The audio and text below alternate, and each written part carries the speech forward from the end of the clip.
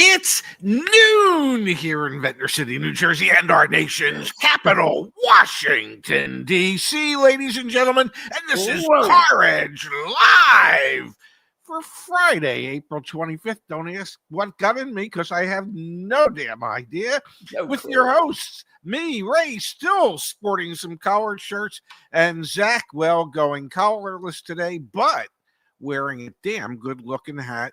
And before we get started, may I say one thing? I looked at today's thumbnail, and I thought to myself, it's just amazing what the placement of a two-letter word can mean in a thumbnail. This is the end, is what our thumbnail says. If, just if, we were to move the is to be the first word in the sentence instead of the second, it might be a more relevant headline. Is this the end? One is a question, the other is a statement. I am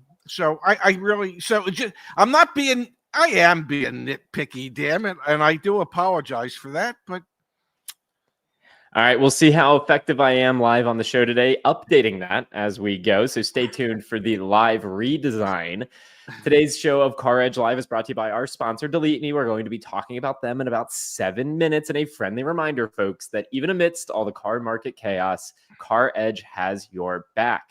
Check it out, CarEdge.com. We are offering 25% off on CarEdge Insights, the tools you can use to level the playing field and secure a great deal, and 25% off our car buying services. This includes negotiation expert and CarEdge concierge. So please, folks, check it out, CarEdge.com. Year 5.5 working on this thing.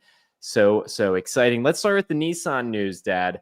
5.3 billion reasons Nissan must succeed with the Xterra and new products. Nissan's annual loss going to come in at a whopping $5.3 billion. This comes on the heels of last summer. Y'all should remember we were talking about how Nissan nearly eviscerated all of their quarterly profit. They had a 99% decline in profit over at Nissan last year because of how much they've had to spend on incentives. Let's talk a little bit about Nissan and then Audi, Dad. Audi's in some major issues with one of their most popular vehicles, and we're going to touch on exactly what's happening there. But let's start with Nissan. 5.3 billion reasons why they better hit a home run, a grand slam with the Xterra and their other new products. And they better sweep both games of the doubleheader, ladies and gentlemen. The loss that they will be reporting is larger than anybody expected. Well, at least analysts. Sometimes it makes you wonder, what the hell are the analysts analyzing if they could be so far off? What are they looking at? That's a staggeringly large sum of money to lose. Now, I saw that and I was thinking to myself, this could be Lucid all over again. Time to bring in Rollison. Let's see what he can do. They need money. Where they're going to get the money, I don't know. Will they have to perhaps revisit their dear friends at Honda? And when I say revisit, it would be more like come crawling on their hands and knees and say, could we chat? Do you think we could chat it up for a bit? This is not good. This is, and they have, America is like their biggest market, and so they have plans to try and survive. And one of the plans is bringing back the Nissan Xterra. It's got everything you need and nothing you don't. And Nissan's hope is it's got all the profit we need and no losses. But, it normally takes money to develop these products to bring them back. Where's that money going to come from? Do they even have enough at this point to suddenly stop the ship, redesign a new Xterra, figure out how to make it inexpensively, and appeal to a vast swath of Americans and have it succeed in a timely fashion? Is it even possible, is my question. Yeah, Dad, it makes you wonder what's going to happen over at Nissan. Will they sustain themselves? For those of you that didn't hear the story earlier this year, it was Nissan looking to get bought out by Honda. They called it a merger, but it was an acquisition, and Honda ultimately walked away. Nissan's CEO then at the time said they're going to have to go ahead. Well, I thought Nissan walked away saying, we don't want to be, we want to be co-equals. We don't want to be a division of Honda. We want to be co-equals with Honda. And that's what killed that merger, if I remember correctly. Yeah, and then Nissan CEO said they were going into desperation mode, essentially. They were going to cut staff, cut pay, do everything, anything and everything. And when you look at the totality of what happened to Nissan last year, it does put into perspective how desperate that business has to be moving forward to get sales to move the metal. And I want to reiterate, we talked about it earlier this week, Nissan's one of the few automakers that's ramping up production right now. So Nissan's situation for a value perspective is one of the best opportunities for consumers out there right now, Dad. If you're contemplating buying a car, leasing a car, look at Nissan. Give a really good hard look at Nissan because they are in very desperate shape. And we actually crunched the numbers. Let me see. I don't have this queued up perfectly, but let me see if I can pull it up really quickly. Yeah, we looked at some more, Dad, of the car price inflation data, the MSRP increases. Yeah. Nissan has the lowest MSRP increase over the past 6 years. You can see it all the way over there, Nissan, over on the far right, lower than the inflation rate. Okay, so Nissan has raised their prices the least, tied with Mazda and Subaru. Their sales have plummeted. They have now an increasing capacity to produce inventory. They're losing money left. I mean, this is the moment. You know, go get yourself a Nissan deal. This is a clarion call for Nissan. And is this the end of Nissan? Could this possibly be the end of Nissan? Will someone look at that? Will someone come in? Will a white knight come in and save them? Come in with enough cash to allow them to continue until they can find their footing again? Or is this just another warning that this could be a major Japanese brand that goes belly up? And I saw Igor commenting saying Foxconn invested some money in Nissan. We haven't had any public or journalists confirm that yet, but I mean, there's all sorts of reporting, which we know how these reports come out. People leak information that Foxconn is looking to put a bunch of money, as well as you can see the private investment fund out of Saudi Arabia potentially putting money into Nissan. So they will find money. It's a massive business. And they need to sell inventory. And they're one of the few automakers increasing inventories right now, producing more here domestically in the United States. Go take advantage of that if you can. Another thing that you should take advantage of, Pops, is getting some control over your data. And then we're going to talk about Audi, guys. This Audi news is wild. So we're going to spend a minute on that. But before we do, a huge thanks to Delete Me. They continue to sponsor CarEdge Live, which we greatly appreciate. Helps us make payroll and do all those fun things. And the real issue here is that data brokers are out there selling your information online, and anyone can buy it. Things like your phone number, your social security number, your home address, and more are sold online, and marketers, scammers, and everyone in between can get their hands on it. The reason my dad and I both use Delete Me is because it helps you take control over your data. Every single day, Delete Me removes your personal information from hundreds of data brokers on your behalf, and you're looking at my dashboard showing me my data that's been exposed and Delete Me's work to get it off the internet. You can get started today and get a 20% off coupon code. Just use CarEdge, CAREDGE, at joindeleteme.com, or click on the link in the top of the description, joindeleteme.com/CarEdge. Dad, let's talk about some bad news now. What the heck is going on over at Audi? They are seeing a material price increase for their Q5, which is one of their best-selling SUVs. What's going on here? Well, it's a twofold reason for the price increases on the Q5. It has been redesigned. And quantify how big this is, because it's nuts, man. It's massive. What the price increase? Yeah. It's if you think a few $1,000s is significant, then it is significant. The price increase, $7,000. Well, that's a few, a few to seven. They have redesigned the vehicle, and usually when when you do a redesign, you raise the price. Okay. Here's the issue. The Q5s for worldwide distribution are built in Mexico. And the parts that they use are not in compliance with the Mexico, Canada, America trade agreement. So the parts that they're using will be subject to a 25% tariff, and the completed vehicle would be subject to a 25% tariff. That's a lot of damn tariff. And this is their number one selling SUV. So the base price has gone up like $6,000 on the base vehicles. And the upper ends have gone up like $7,000-8,000. It's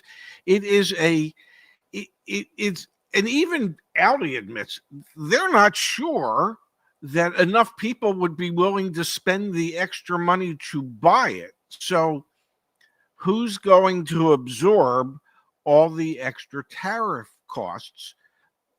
Because they can't just afford to let them sit. So I want to just quantify this, Dad. This is a 14.5% on the base Audi Q5, a 14.5% MSRP increase year over year. This is the first big one that we're really hearing about. Again, we saw Ferrari do a 10% price increase, Ineos do a price increase. We obviously knew Mazda's paying $175 million to not increase prices right now. VW has threatened to have a tariff fee on their Monroney labels, on their window stickers. This is the first big one, man. This is the belle of the ball for the Audi lineup, and it is getting a 15% price increase year over year. That's the new reality if you're an Audi dealer or if you're an Audi customer, is you could buy a pre-tariff vehicle or a post-tariff vehicle, pre-redesign, post-redesign. It's going to be 15% more expensive on the MSRP. It would seem to me that I would think most customers are going to gravitate to the old body style until they're gone, before they even reluctantly begin to look at the vehicles that are 15% more expensive, even though they have been redesigned. That's a huge number. And that's hard for people to swallow. Now, yes, Audi is the upscale brand, one of the upscale brands of the VW group. And technically, Audi dealers Audi customers would tend to be more well-heeled than, say, the VW customers. But, even a well-heeled customer at a certain point has to go, I don't know, is it really worth 15% more just because it's been redesigned? I'm guessing that most of those Audi customers, and I think Audi realizes this, most of those customers are going to go, no, it's not. And that's a huge loss for Audi dealers. It is really interesting to juxtapose. So these two companies are in major financial challenging situations. Yes. Nissan's is not because they've jacked up the price a bunch. Nissan's is not because they're being impacted as materially by tariffs. Nissan's is because they've struggled from a reliability standpoint, struggled from a marketing standpoint. They just haven't been able to sell cars.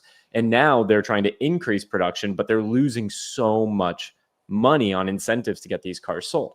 On Audi's side, Audis have been selling fine. I mean, the Q5 hasn't been selling off the shelves, but it's been doing fine. Audi is now increasing their prices materially. They're both in trouble. Both these companies are in trouble, but for totally different reasons, which is super fascinating. One was entirely mismanaged. Thank you, Mark. That was the word I was looking for. Financial distress. Yeah. Yes. Yeah. Nissan was entirely mismanaged, and Audi bet wrong as far as what they thought might ever happen with tariffs. And let's face it. I mean, how long ago did they build these facilities in Mexico? It's been quite some time, because, my last adventure in the car business was at the Audi store that my group owned, not my group, but the group that I worked for. And, I've been out for 7 years. Well, those vehicles were built in Mexico then. So, they must have committed to building the facilities in Mexico 2010, somewhere around there, so that they could be up and running in time. this is, uh, and it sounds like we're beating a dead horse, but this tariff situation can really have a major impact on what we see going forward for some of these brands. What do you make of this, Dad? We track every single day the fastest and slowest selling cars in the United States of America. One of the fastest selling cars, the number 5 fastest selling car right now, is the Audi Q5 with a 26 days supply. You've got 3,233 of these for sale nationwide, yet 5,661 have sold in the last 45 days. Average transaction price north of $57,000. Do you think this is happening because obviously the new redesign ones are coming out? Or, I mean, it's just interesting to me that it's one of the fastest selling cars in the United States right now, has a low days supply, and is about to receive a 15% price increase. Well, you think Audi buyers and Audi owners don't know that? Yeah. I think one of the reasons it's one of the fastest selling cars is because they know that there's going to be this 15% price increase, and they don't want to pay it, and so they're pulling these deals forward, and so a month from now there's going to be a handful of those cars left, and the only thing available in the Q5 will be the new redesigned version with a 15% price hike. And then my guess is come June, July, August, and we do our list of fastest and slowest selling, that you'll suddenly see the Q5 on the slowest selling list because of that 15% price increase. Friendly reminder, folks, it's not all doom and gloom. We've got 25% off our car buying services back at CarEdge.com. It is tremendous. Every month, Dad, hundreds of people are using Negotiation Expert and our concierge car buying service, and thousands more are using CarEdge Insights and our free resources to buy a vehicle. I was looking at the data, Dad, even just for the month of March, we helped over 12,000 people buy a new car in the month of March, which is insane, man. It's incredible what we've been able to build here with our community.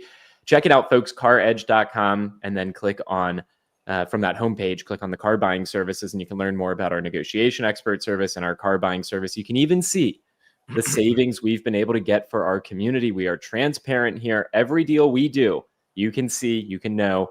Please, folks, go check it out back on the CarEdge website. Dad, we've had some really thoughtful contributions come in. Yes. Brian, earlier in the show, thank you, Brian. Need a used car. Should I buy now or should I wait? Prices will go up or they'll go down. What are you thinking, Dad? Well, used car. We're anticipating more and more people looking for used cars because the increased prices in new cars. So I think used car values, asking prices, will continue to go up. Did get a few texts from Igor this morning where auction prices seem to, for at least this week, have stabilized to a degree. That the auction sales prices are much closer to Manheim market report pricing than they had been. So we could see a certain steadiness in used cars, but I would expect on the retail side of things that used car pricing, asking prices, are going to go up. And we know, looking at the major publicly traded companies, that used car gross profits are going down to some degree. They're significantly below the average new car gross profits. So dealers will be paying more. They're going to ask a little bit more because their margins are going to be somewhat compressed on those used cars. But I would expect used car pricing to continue to go up. It should be cheaper today than it will be tomorrow. I think that's a great reminder, Dad, that if you're not tracking the value of the vehicle you currently own, you need to be. Go plug it in. Just click on What's My Car Worth back on CarEdge.com and start tracking your vehicle value. And of course, get that cash offer from our partner CarMax here as well. Critically important to be tracking that, because as used car prices go up, to your point, Dad, that means your trade-in value is going up. So that's the opportunity for our community. From Matthew. Yes. Go ahead. From Matthew here. Thank you, Matthew. We appreciate the contribution. Ferrari makes up Monroney when the car hits the port and charges $10,000 for painted shields. Their 10% is whatever Giuseppe feels like on a Tuesday. Chianti. Wow, Matthew.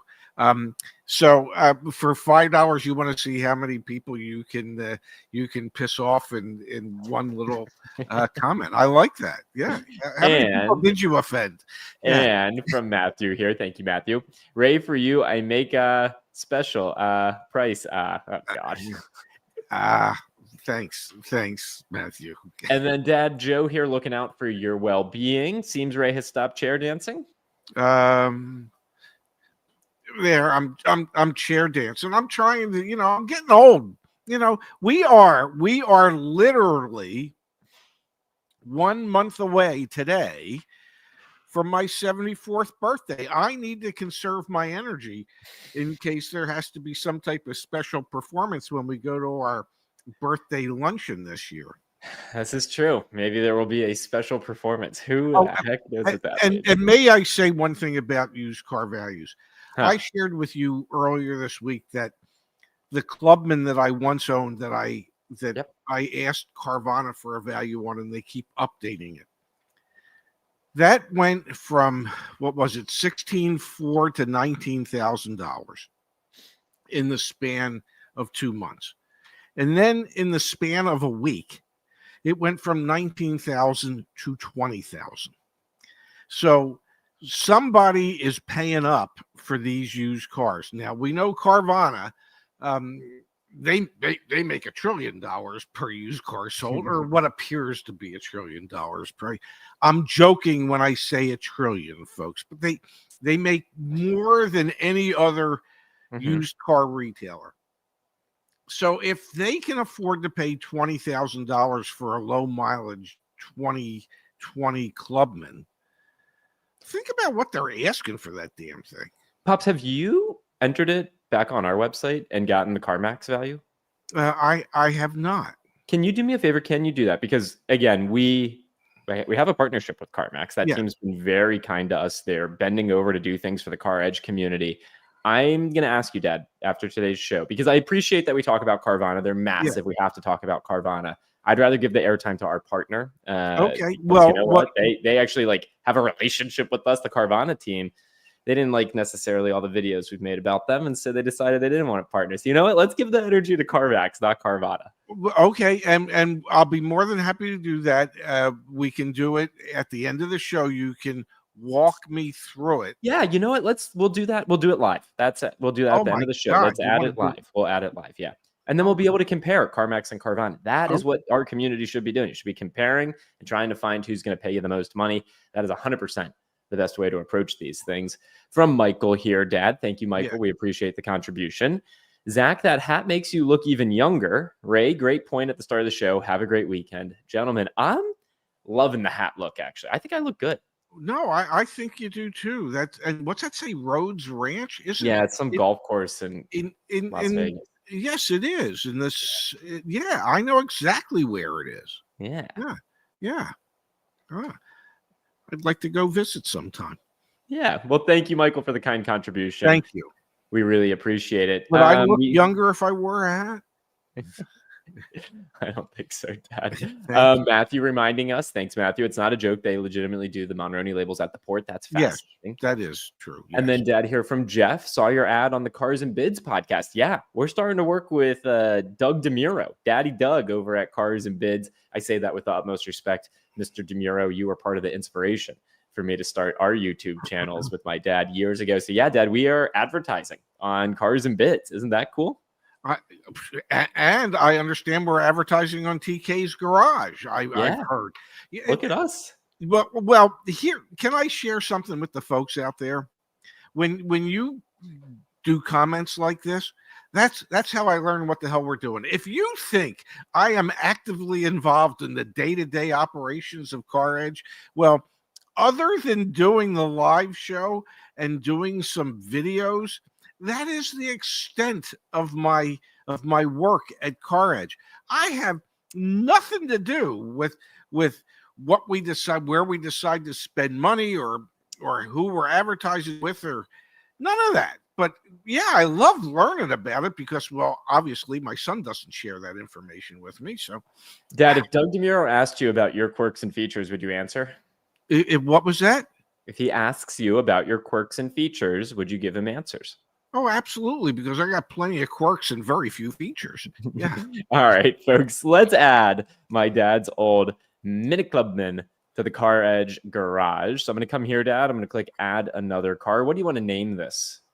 Sweet dreams, lost dreams, memories from the past. Oh, I like that. Memories from the past. Yeah. All right. Do you remember the VIN? Well, hopefully it's in the offer from that Cooper edit. Oh, you need me to pull it up from Yeah, I'm doing that as we speak. Okay. Yeah.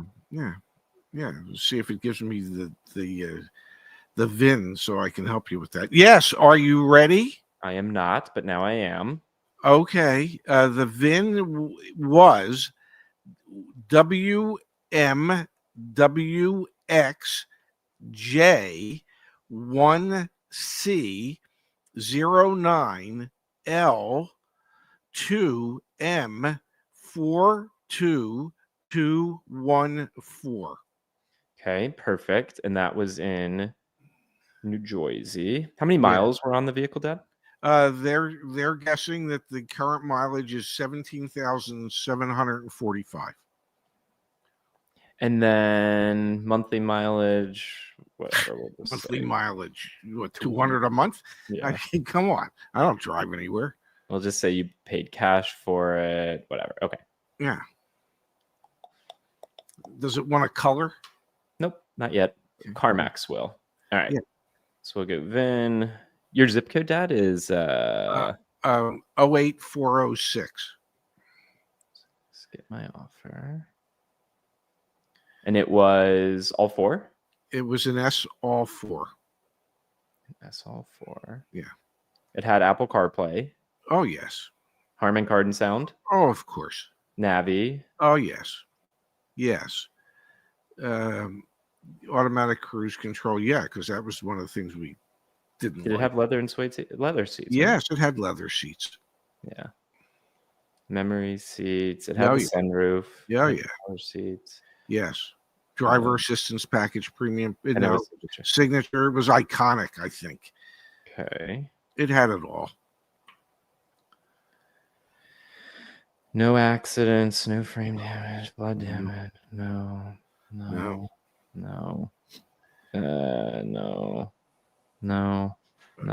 If they ask if I have both keys, we did. Yep. No modifications, no issues with the vehicle, selling only. Yes. Excuse me.